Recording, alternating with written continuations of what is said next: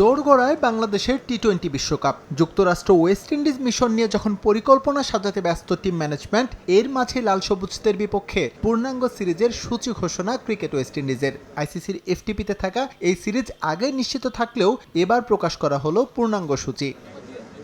দুটি টেস্ট, 3টি ওয়ানডে এবং সমান সংখ্যক টি-20 ম্যাচ খেলতে নভেম্বরের তৃতীয় সপ্তাহে ওয়েস্ট ইন্ডিজ উড়াল দেবে নাজমুল হোসেন শান্তর দল। 22 নভেম্বর সিরিজের প্রথম টেস্ট মাঠে গড়াবে অ্যান্টিগার স্যার ভিভ রিচার্ডস স্টেডিয়ামে।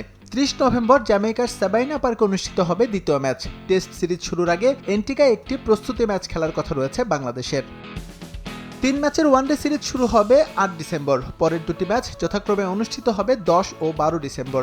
এই তিনটি ম্যাচে অনুষ্ঠিত হবে সেন্ট কিটস এন্ড নেভিসের ওয়ার্নার পার্ক স্পোর্টিং কমপ্লেক্সে। এরপর টি-20 সিরিজে অংশ নিতে বাংলাদেশ দল চলে যাবে Saint Vincent and the গ্রেনাডাইন্সে।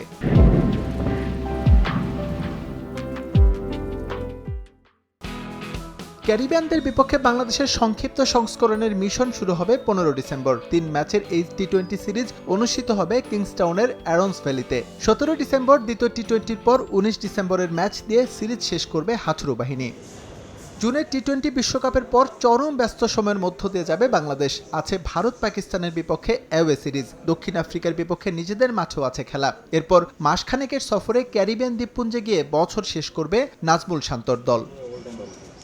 S M Iqbal, সময় সংবাদ।